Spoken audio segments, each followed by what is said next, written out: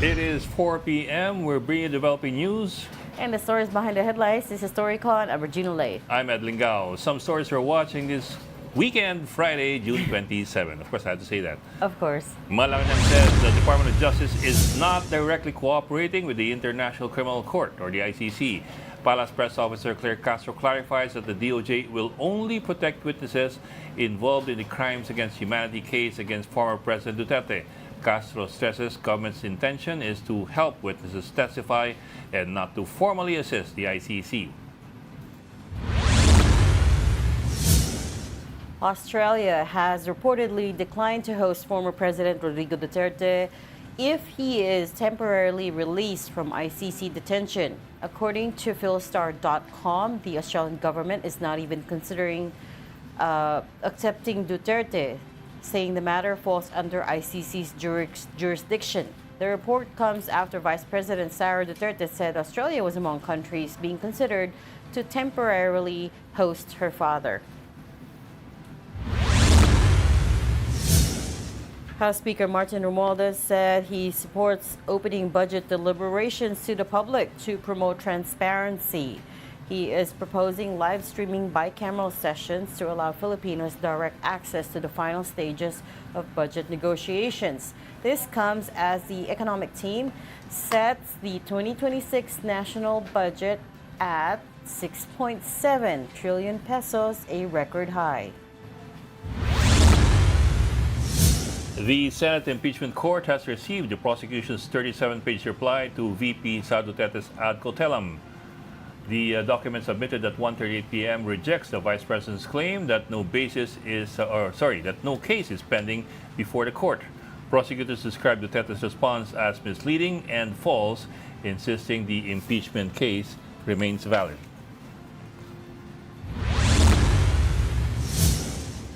And the National Police Commission, or NAPOLCOM, has launched a probe into police officers implicated in the disappearance of 34 cockfighting enthusiasts.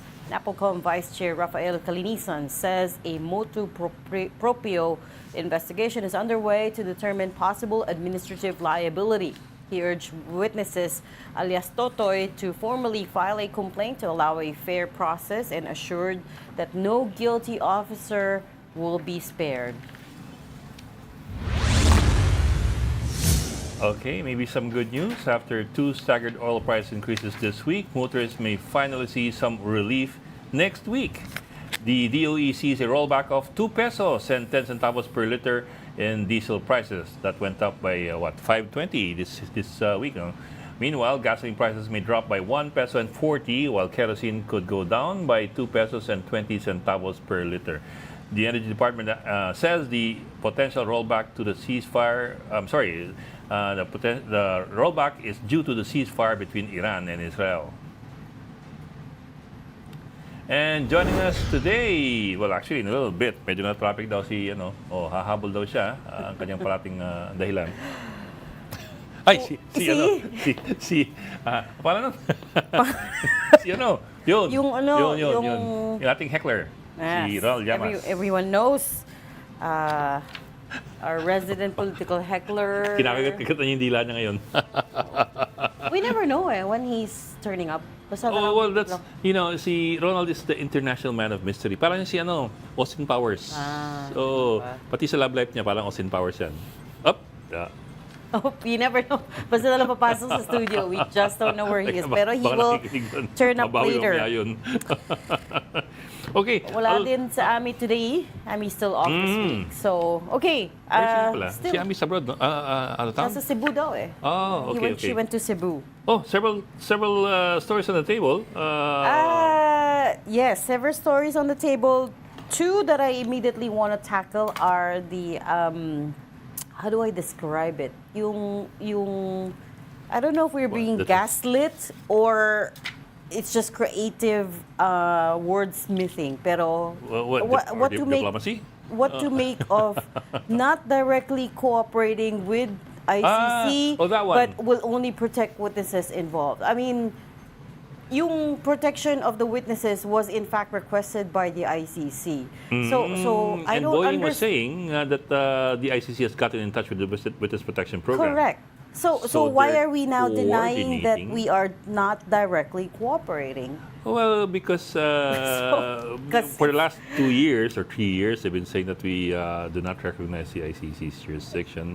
So can I call it? Can I call this a gaslighting? Maybe there are different forms of gases. Some are lighter, some are heavier, some are volatile, some are Scientist ka flammable. talaga.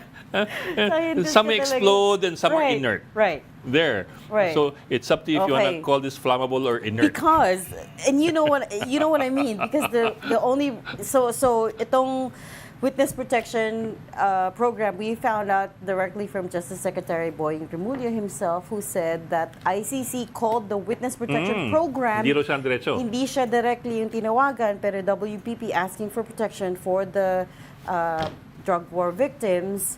And so in his ambush interview after that, he said, well, it's our obligation to provide, to protect these witnesses Whether as it's, much as we can. Whether it's for the ICC or for the general public's benefit, it's the government's duty daw to protect Filipinos. Correct. And now you have Palace. Yung kanyang, Right. And may sinabi pa siya na, remember the keywords that we used yesterday, we recognize the International Tribunal, it is our obligation to protect the witnesses. And then today we have Palace Press Officer Yuse Claire Castro saying, no, Malacanang is not directly cooperating with the ICC, which is what got me very confused. Tama naman, Malacanang yun eh. So maybe that's the answer. They're still trying to make a separation. Maybe. Also the WPP, maybe ibang level. Pero ultimately reports to DOJ. WPP. Which ultimately reports to Malacanang. So like help me out. Like I said, some gases are inert, some gases are volatile, some gases are flammable. Okay. So whatever you term as So- gaslighting may not be a gas that is capable of being lit to other people.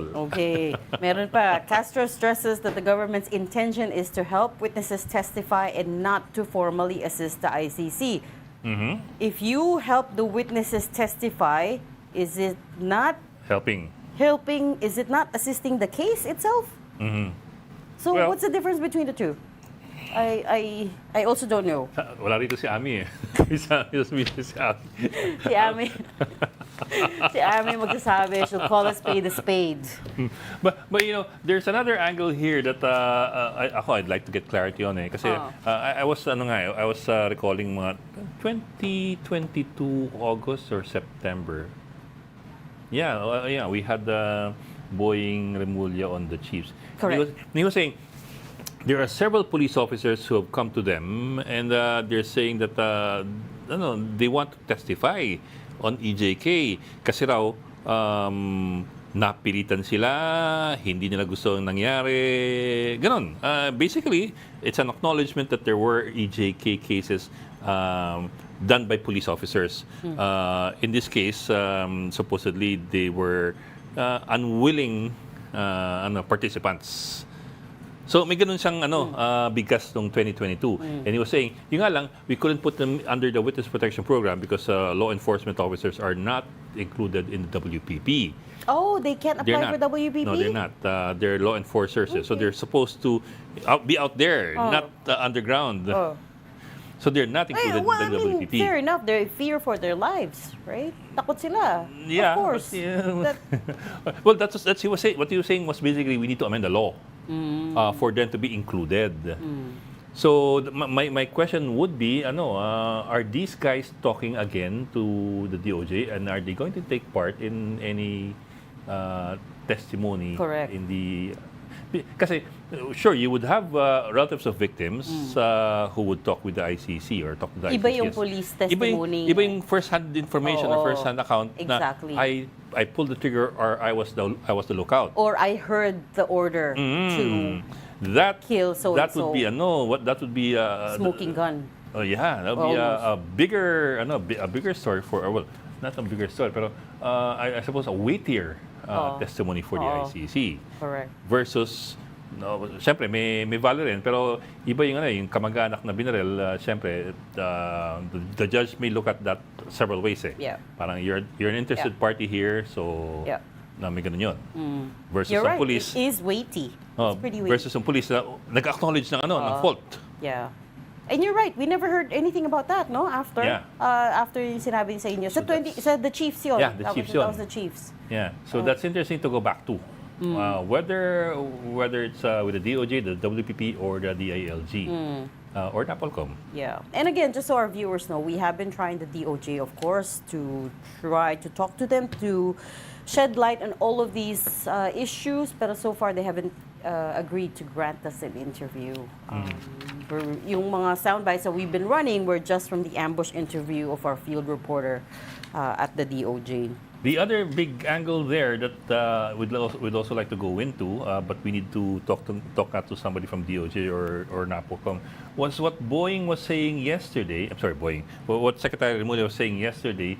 Na I'll just quote lang as far as the EJK cases are concerned, there is nothing, not even a police report. You don't have a scene of the crime investigation. You don't have ballistics. You don't have DNA.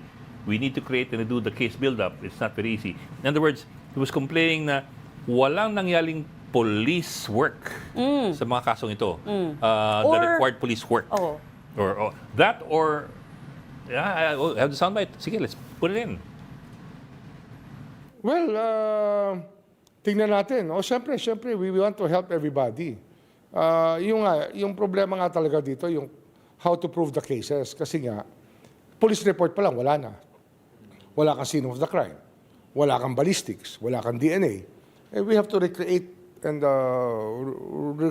try to do a case build-up again. It's not very easy. Kaya nga umabot sa ICC ito eh. Kasi dito, binura na lahat ng pwedeng burahin eh. Para hindi matuloy yung mga kaso.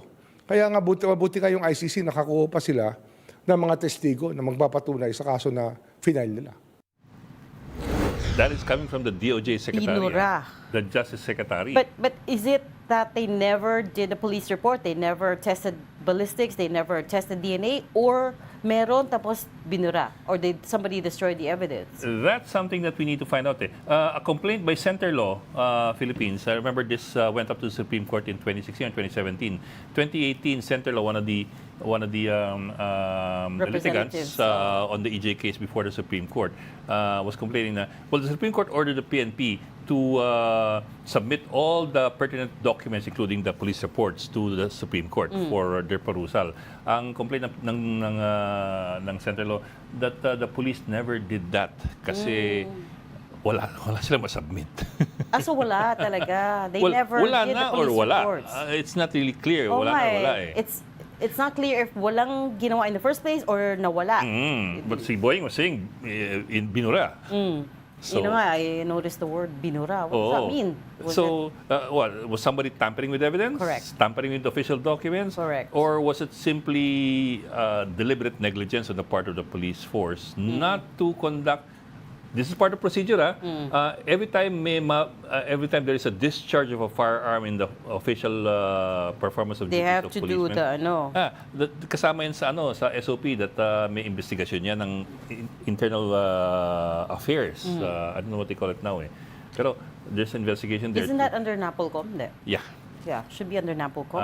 So they should be looking every time there's a discharge of firearm and somebody gets injured. They should be looking into whether or not the discharge was justified and legal and lawful, especially if there is somebody injured or killed. Especially.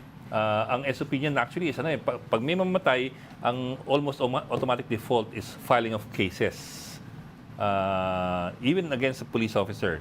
Almost automatic. It doesn't really happen naman automatically, pero almost automatic kasi it's up to the police to show that the discharge was justified. And if it is justified, then they don't file the case. Pero yun kasama dapat sa requirement, parate, may investigasyon ang internal affairs kung anong nangyari at kung bakit nangyari at kung justified ba. And actually, there was a plan, remember, to outfit them with body cams? Ano nangyari doon? Well, kasi nawala na si CDR King eh.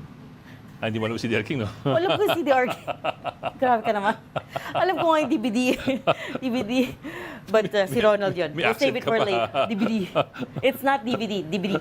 But, nga no, whatever happened to that? Yung plan to outfit them with body cams? Which they're already doing in many other countries. They claim to have planned to do it in phases, but even then, that was several years ago. So if they were planning to do it in phases, by this time, dapat full face na yun eh. Oh my. Well, So, yun. And I remember there was even a Supreme Court, a Supreme Court directive on that, na if you don't have a body cam, all police operations, especially involving drugs, dapat may two recording devices yan, including cell phones. pwedeng audio. Or video. Kailang video. Okay. Including Somebody has the use to take of the cell video. phones. I remember that kasi there was this big brouhaha over whether or not we can afford to buy body cams kaagad na isang bagsakan. Oo. So there was the alternate na parang, okay, if you can't afford body cams, video recording devices which include cell phones. Yes. May gano'n na directive yun. I don't know So what happened somebody to that. has to record it. Oo. Talagang may video record talaga ng lahat ng operations dapat. Si Ronald Which I don't think which I don't think is in effect yet. I mean, I haven't heard. Unless they are doing it, hindi lang natin alam. Well, that's something we should ask. Actually, we should ask about that. We should ask about that from the NAPOLCOM, among other agencies. Yun na nga eh. That's the other agency that we've been trying because we have a lot of questions for them. Pero Bok, if we can get NAPOLCOM today, let's get them early next week. Let's bring them in. Let's be proactive then with this. If you can't get the police, so, get the ito na yung people who police the our police. resident political heckler who can answer my big question for the day, which is, ready ka na? Which is bakit yung Okay, traffic? ito yung question ko, which is, Galing sa loob ng kuweba. ano ang difference ng we're not directly cooperating with the International Criminal Court, we're only protecting witnesses involved in the crimes against humanity? Anong difference? Because I honestly can't see the difference. Bigyan mo ng konting Oh, no, because, so Sabi ni Boying versus sabi ni Claire. ICC called the Witness Protection Program saying, we need your help to protect these witnesses. Hindi si Boying yung directly tinawagan. But DOJ acquiesced, pumayag sila, right? And then the next day, and then on the same day, you have Justice Sec Boying saying that we have an obligation to protect all the witnesses as much as we can. We recognize this international tribunal. We have given the case to ICC because ang hirap ng evidence gathering. And then the next day, you have Palace Press Officer Yusek Castro, which is today pala, saying Malacanang says the DOJ is not directly cooperating with ICC. And I'm honestly struggling to see the difference there. Am I... Mataas kasi yung standard mo. Tayo na uwi. Nakakainis ka na. Naghahanap ka ng coherence Yes. sa gobyerno. Okay. Ang tawag dyan, politics. No? They Okay. want to have their cake and eat it too. I know. Gusto nila i-maintain yung But- not member of the ICC, but at the same okay. time ay tutulungan namin yung mga Pilipino na tetestigo, puprotektahan namin sila kahit wala kaming diretsong ugnayan sa ICC. No? Yun yung mahalaga doon yung direct. Yes, because tinanong ko din siya. I asked him, I understand that there is an effort here to separate the two, pero why? Even though technically they mean the same thing, it's Baka gusto English is nila- English. Ang kinukuhan kasi nila, baka banatan sila. No? Baka banatan sila. Hindi tayo membro, ba't kayo nagko-coordinate? Di ba? Actually, madaling sagutin yun Isa kang sovereign state na pwedeng mag-coordinate sa any multilateral organization kahit hindi ka membro. Siguro very sensitive lang sila dahil nga nasa isang intense political battle. No? Pero malinaw naman, no, in so many words, nagko-coordinate ka. Ayaw mo lang tawagin na coordination. Ayun. What word you use? Parang kunyari, parang iba yan sa forthwith. Sa forthwith kasi malinaw yung ibig sabihin. Iba yun sa fourth with. Cooperate to me means Yung coordination, it's very easy to understand. Ano ba yung mahirap intindihin sa cooperate? coordination, cooperate, pwede kasi indirect cooperation. You can cooperate without coordinating. Hindi mo pwedeng sabihin indirect ang forthwith. Pero ang maganda ngayon, naglabas ng 15-page na sagot ang prosecution doon sa interim release. Yun, walang equivocation yun. Yes. Yung nabasa nyo ba? Yung 15-page release? they're Actually, rejecting the request for yes, interim pero release. it's more than that. It's a psychological profiling. Yes. Yung pagtingin nila doon sa Duterte family at doon sa kanilang fan base na practically tinawag nilang isang sekta. No? At, Cult-like. Yung tawag nila cult-like. At pinakita nila, paano ba namin papakawalan ito? No? Paano ito bibigyan ng interim release? Kinidnap nga. Oo. Ang kidnap victim ba ay babalik doon sa kidnapper? And also, Doon sa... pinoint out din nila that he doesn't recognize ICC in the first place. He doesn't, Ang nakalagay kasi dyan ay bring him home. Yun ang kwan. Yung pag bring him home mo na ba, makakabalik pa ba? So, ang maganda rito, ginamit nila mismo yung mga salita. No? ng supporters. Ng supporters. At saka ng pamilya. No? Ginamit nila mismo yon. Panghuli, ay sinabi nila, this is a powerful group. No? That's true. Meron That he tong still vice builds president, political may mga allies influence. na senador, may mga local officials, Yun nga yung sinabi. etc.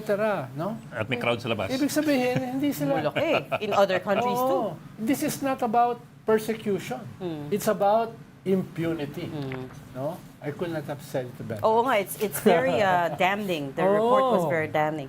Pero speaking of interim release, the other big news today is Australia has reportedly declined to host Digong if he is temporarily released. According to philstar.com, the Australian government is not even considering accepting Duterte. Now, may questions din ako doon because it's not clear if Australia has actually outright rejected. Because parang yung the wording lang ng source ng Philstar is, it is understood that the Australian government is aware of Duterte's petition. Australia has not agreed to host the former Philippine president, nor are they considering this. But is that so? That's an answer in a moment in time. That's a diplomatic version of no comment. But did they actually say? Yes, somebody asked us. Yes, the ICC asked us. And no, we are rejecting it. So there's a difference then. It was an outright rejection of an informal request. So there was an informal request from VP when she was in Melbourne. Ang sabi sa news ay tinex ni VP yung foreign minister ng Australia. Si Penny Wong. But it was to meet. Hindi to, can you host my father? Bakit ka mag-meet? Magkakape lang kayo. Sabi niya, brief chat lang daw. Yun ang kangaroo. Foreign minister yun. No? Sabi niya, brief chat. Hindi naman kayo BFF nun, di ba? Ba't kayo Hindi, nag-meet na sila kasi when Penny Wong came here. Iba naman yung BFF, iba yung nag-meet lang kayo once sa isang official gathering. No? Halimbawa, ito, hindi to meeting.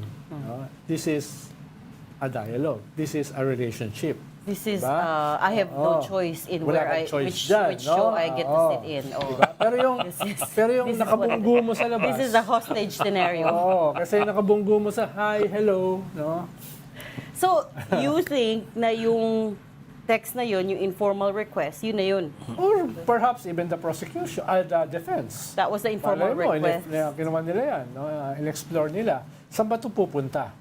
No, kung sakaling ibigay yung naisip na nila that, na walang record, walang history ang ICC ng interim release. Yes. Lalo na somebody like him. No? Na for crimes against humanity. Pero what about yung concern ni Atty. Conti kahapon na apparently... Hindi, nagulat nga ako doon. Sinagot ko nga sa isang interview. Parang wala namang basis yung kaba nila Atty. Conti na nakikipag-usap yung prosecution, no, sa defense para sa possibility ng isang bansa. You think formality lang yun? Because they do have to talk to each other. Pero completely separate. Pero ang linaw-linaw ng kwan ng prosecution statement, yung 15. Parang never na-consider yun. No? Never na-consider. Mas pakikinggan ko yung ganong klaseng formal statement. Kesa yung mga, he said this, he said that, ganon. Wala namang formal eh. Ito formal eh. No? It's a scathing rejection interim release, no? If you ever see it. But to be fair, I mean, just for Pati ako nagulat eh. Dun Just sa for- 15-page report na yun. But just for the record, we have not received any formal communication from Australia, from the Canberra government, Tawagan ko sila. that they have outright rejected this. Again, this is just based off a report from philstar.com. But then again, it's also premature eh. I know, it adds up. Kung di pa naman bibigyan ng interim release. Oo nga eh. baka nga natanong lang sila. Ano ba to? Talaga bang kinoconsider ng bansa nyo na pupuntahan? Parang mismo Australia, baka I hindi mean- naka-receive anything formal. Mga kangaroo tsaka mga koala bear. But in the first place, is it the defense who will ask? Baka naman ICC ang magtatanong ng state party. I doubt Can it. you host? That will I doubt host? it. I Oh. doubt it. Dahil merong Is it the defense? gagawa ng motion yung defense, gagawa ng sagot yung prosecution, tapos pagpapasyahan ng judges. Correct. Hindi naman umabot dun eh. So I doubt kung ICC ang gagawa ng request. In short, No? Parang lang yan eh, parang chuk-chak chenes lang. Ano lingwahe mo? ano yung kahapon? Chikadoodle. Chikadoodle. Hindi ka na nakalimutan. Baka nakita Chikadoodle. lang sa kanya sa kantin, nagkakape. Gusto namin ito, no? Ayan. Gusto namin ganitong 3 bansa na posible. Okay ba kayo dyan? Dami Baka ko na na. ganun lang eh, no? Dami Tawag kong words nila na doon. tutunan this week. Ang tawag nila Chikadoodle dyan, and chukchak chen. chenes, di ba? Tagal din yung Uy. bigyan mo. Oy, so Di ba? so Di pa in rin short, Olin, Chuk-chak chenes. I kind of know. Medyo, You sneak it in your medyo, sneak it into your conversation with people. See how they respond. which, Tsaka chikadoodle. alam ko yung chikadoodle. But, they word for the data na naman tayo. Wait, so, but in short, Word for the day dyan. Itong si Attorney Nicholas Kaufman is 343 now. This is the third motion he's filed that was rejected, correct? Number one was to ask 2 of the pretrial judges to recuse themselves. Number 2 was it for them to be replaced? Hindi ko na maalala. Parang total. something to do with the judges as well, which was also denied. And number 3 is itong interim release. Hindi mo pa nabanggit yung opening kwan ni Executive Secretary Medjal CES, Delia. oo. Binanatan niya yung buong korte. Oo. Parang kung ikaw ay haharap sa korte, no? Parang hindi maganda na babanatan mo yung korte. Di ba? Alam mo, It is in keeping with Alam mo, Duterte. gusto mo ba na- you know what they say? He wasn't talking to them naman eh. He was talking to the base. Parang maga lang yan din sa Trump, Sige, right? hindi ka na makakauwi. Hindi ka na Ayun. hindi ka na mananalo It's sa in kaso. keeping with the Duterte style. Oo, pero iba kasi yung korte sa abroad. Iba dito, di ba? Iba yung ano Alam mo, nila. ginamit tuloy laban sa kanila. Yung bring him home. Yung kidnapping. Sinabi ba niya bring him home in his opening remarks? Hindi, Nakalimutan ko na eh. sinisigaw ng mga senador yon, sinisigaw nila Yeah, ng mga yeah. kamag-anak, That's the slogan ng base, talaga, di bring ba? him home. Tapos bago, nung kinuha siya, kidnapping. Yung kidnap victim ba, babalik pa doon sa kidnapper, di ba? Yun yung problema. Halimbawa, lahat ng statements ni Digong tungkol sa EJK, gagamitin sa kanya sa trial. Hindi kailangan ng prima facie evidence ng ICC. Your own pronouncements can be used against you. No? Walang self-incrimination. Oo. Pag pwede mo i-incriminate yung sarili mo. But one interesting thing that we picked up from Attorney Conti yesterday was, remember when she said na gumagalaw pa rin yung kaso, the case build-up is ongoing because of course it's not just going to be former President Duterte who is going to be made answerable to this. Yes, May pero mga ibang tao Pero pa. nung natapos yung preliminary investigation, which was the basis for the international warrant, no? Ay malaking bahagi ng case build-up ay tapos na. Para sa kanya. Pero yung case build-up for the other potential subjects to this case is still ongoing. So Well, the question is who those people are. Dahil kung si Bato yan, marami na rin yun. Marami na din. Build-up, oh. Dahil ikaw ang architect ng Tokyo. Oo nga. No, yun yung, Hindi, si Digong yung architects, Hindi, supposedly. si Digong, Siya yung Si nag-execute. Digong ang nag-approve, no, as the president, no. Pero yung nag-design ng Tokhang is Bato. Inaamin naman niya.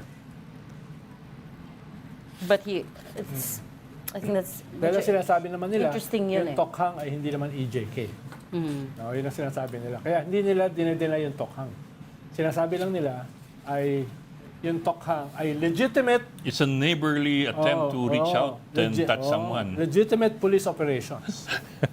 Reach out and touch someone talaga. O, teka, magkapo na tayo. At gap na pa. Kala ko, chukchak Chinese pa rin.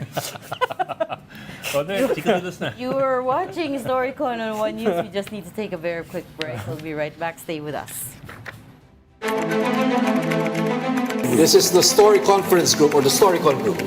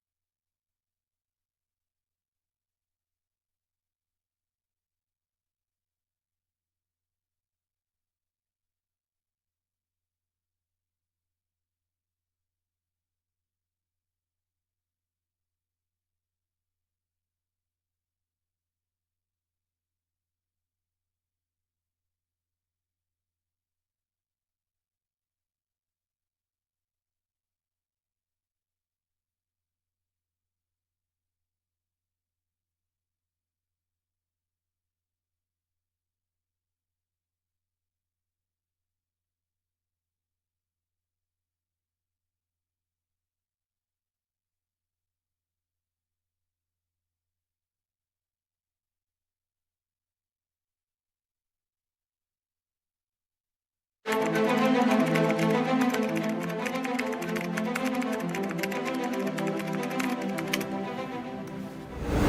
got developing news and the stories behind the headlines. Welcome back to Storycon, the Story Conference. I'm Ed Lingao.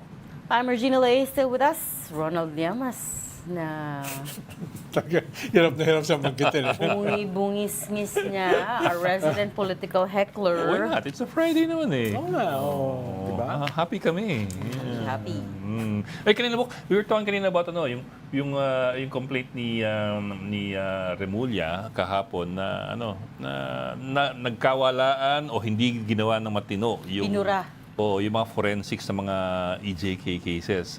Alala mo, guest natin dati si Dr. Fortune. Fortuno. Sabi niya, ang legitimate na kwan lang ay yung ginawa niyang 4. Oo. Yung 4. Out of supposedly libo. hundreds. Libo. death Sabi certificate, niya, cardiac arrest, pero may Diba? bullet hole sa sa bungo. Mismo si Dr. Fortune sabi niya, ako lang yata yung legitimate pathologist dito, no? Dahil wala namang na talaga iba ng autopsy, no? At yun yung minana ngayon ng DOJ at ng DILG na nasan yung aming ebidensya.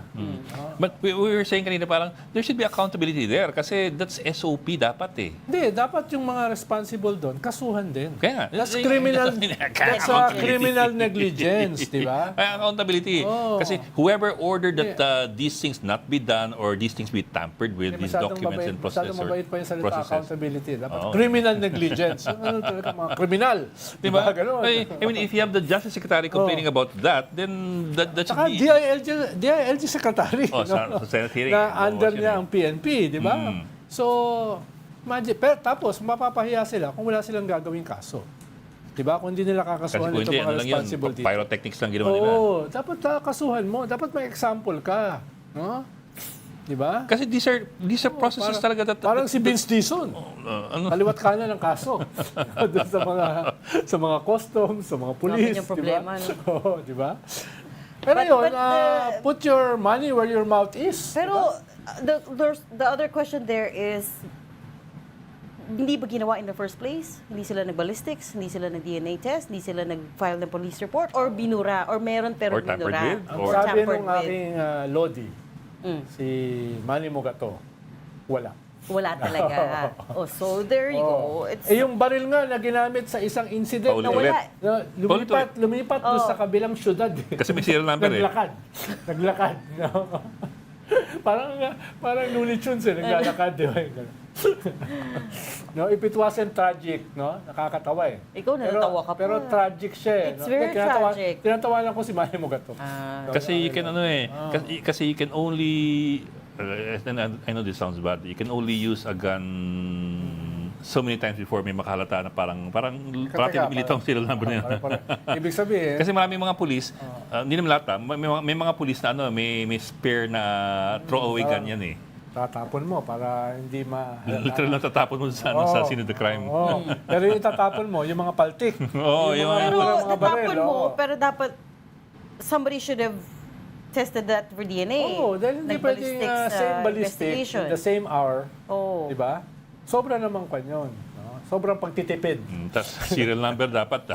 Sobrang pagtitipid. Note mo yan. Pero may mahalaga rin kwan, a different topic. Dahil yesterday, sabi ni Senate President, magko-convene ang Senate sa linggo.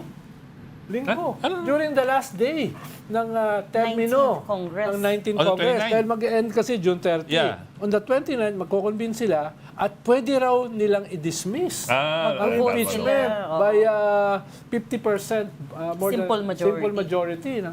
Medyo kanya na. Which is 13. Medyo grabe na yan. Paano nga, tinapos na eh. Tinapos na nila yung session nila based sa kanilang sariling calendar last June 11. No? But hindi naman to legislative work, so the work of the impeachment court can continue on. The bigger question is, pero sinabi kasi nila ng June 11, are you allowed to just ipapasa na namin sa 20th Congress. Bakit bigla kang bigla kang magkukonvene, tapos sasabihin mo pa na pwedeng i-dismiss? So yun yung questionable here. Pinapasa mo na sa 20th Congress eh.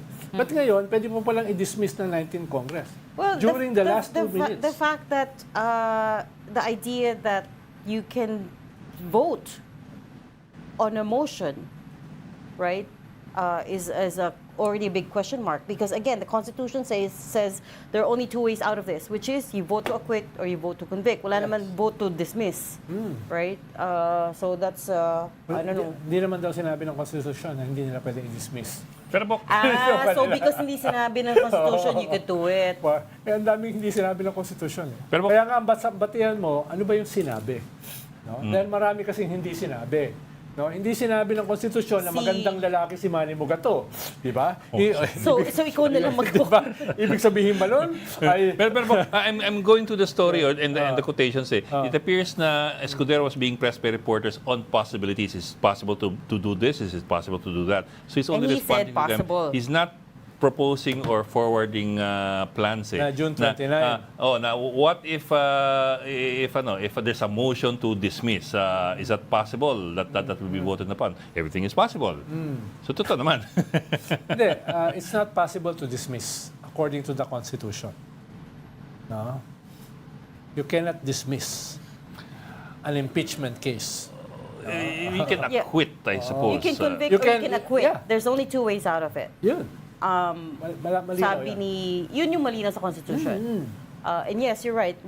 Yung Constitution is silent on whether you can dismiss a motion as the prosecutors, as the senator judges, pero I don't know. Ito yung sabi ni Cuero. Sabi ni Representative-elect Laila de Lima, this is the Chis Escudero version of the 1987 Constitution. So, I don't know. He's a lawyer. But what I'm if, not a lawyer, so... again, realm of possibilities. What if they don't use the word dismiss? What if they use the word acquit? Parang forthwith. Oo. Parang, Paano ka mag-acquit nang hindi pa kinakasuhan? No. Hindi, may kaso na eh. May kaso na eh. That's why they've taken over, they've taken cognizance of the, Hindi, paano ka case. mag-acquit na hindi mo pa tinanggap yung ebidensya nung complaint? Wala Sui generis. pang- Pupasok sui Hindi, generis. sinasabi nga ni Senator, the Senate can do anything. Yeah, yun nga eh. Yun ang sinasabi niya. Naiwan Ang ko sinasabi na ng yung konstitusyon, issue here. hindi. Dahil meron tayong mga rule of law. No? Kung diktadura, halimbawa, Llamas dictatorship, baka pwede yun. Bagay ka nga, no? Di ba? Nangilabot ako doon na. Hindi. Ang mga Bagay. Ang mga psychopath, pwedeng diktador, di ba? Tingin mo. Pero ano ka ba? Psycho o You took the sociopath? words right out of my mouth. Pwedeng sociopath. Ang sociopath kasi, alam niya yung mali at tama, pero gagawin pa rin niya yung mali. Ang psycho, Ang psychopath ay Hindi niya alam hindi yung niya alam details. yung tama at saka mali. Correct. Kaya, nandun ako borderline. so selective ano? Pero you're very self-aware. At least alam mo. Salamat. That was almost a compliment. coming from the principal. Well, let me just quote Chiza. Itong sabi niya dun sa press con. Simple majority is needed in all voting. 2/3 are needed to convict and acquit. It takes a question. If there's already a simple majority to dismiss, for example, then it's impossible to reach 2/3, right? Later in the press con, Escudero was asked if it's possible for the case to be dismissed without going to a formal trial, to which he answered that everything is possible. Sui generis. Everything is possible. This is also, ito na naman. So our third wordsmithing exercise for the day. Everything is possible. Everything's possible. Chok chenes. But the Everything's covered with sui Constitution generis. says, the Constitution is clear. You only have to do one thing, which is to try and then vote. Kung on naging it. diktador kaya ako, anong magiging posisyon ni principal? Oo nga, no? Ano? Sabi mo yung... DepEd, kaya principal eh. Hindi, ombudsman, para i-check ako. Oh, Ombudsman. Pwede check namang and hindi balance. abogado ang ombudsman. ang dictators ba may Di ko alam, di ko alam. Kailangan Hindi ko alam kung ano abogado requirements. yun. So, Walang Kailangan checks and abogado yun. balances. Hindi pagawa ang natin sa dictator. recto. Walang ombudsman ombudsman ang mga dictators. That's why they're dictators, right? Oo nga naman. Kung lang, kunyari lang. You're free to do as you wish. Kunyari lang, para bumango yung aking image as a dictator. Okay. Ito pa. Other news for the day. Mamaya House kumalat Speaker- yun, sabi mo. Baka may maniwala. Mag-viral yan.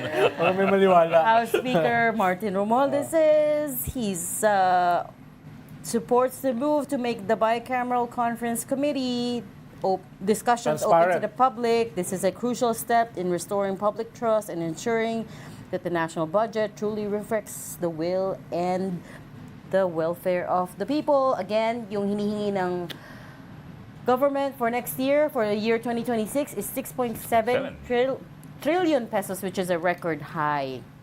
And this is significant because last year pa natin hinihingi na buksan nila ang Bicameral Conference Committee. In fact, Actually, I every saw, well, every year, but especially last year, I remember asking, why, and a lot of experts as well, economic experts, say they should live stream it, they should open it to the public just for transparency, but they did not. And in fact, I also, napadaan ako where they were doing the Bicam, which is at the Manila Hotel. Meron pa mga posters ng mga politicians right there. So they were doing the Bicam.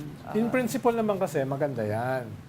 Pero the devil is in the details. Ano bang ibig sabihin ng transparency? Anong ibig sabihin ng participative? Anong ibig sabihin ng opening it up? No? Ikalawa, hindi lang pwedeng gawin yan ng House.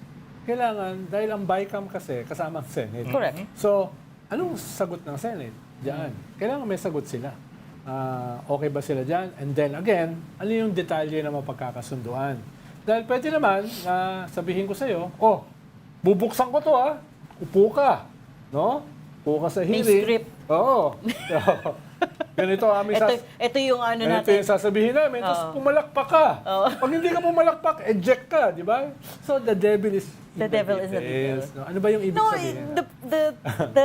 the idea is always sound, but it's how they execute it. You're right, pwede magkaroon ng script. Pero the reason that we've been asking for the Bicams to be made public is because doon nangyayari yung horse trading. Doon yung, okay, I'll take 10 billion off of this and then 21.5. give me 50 here.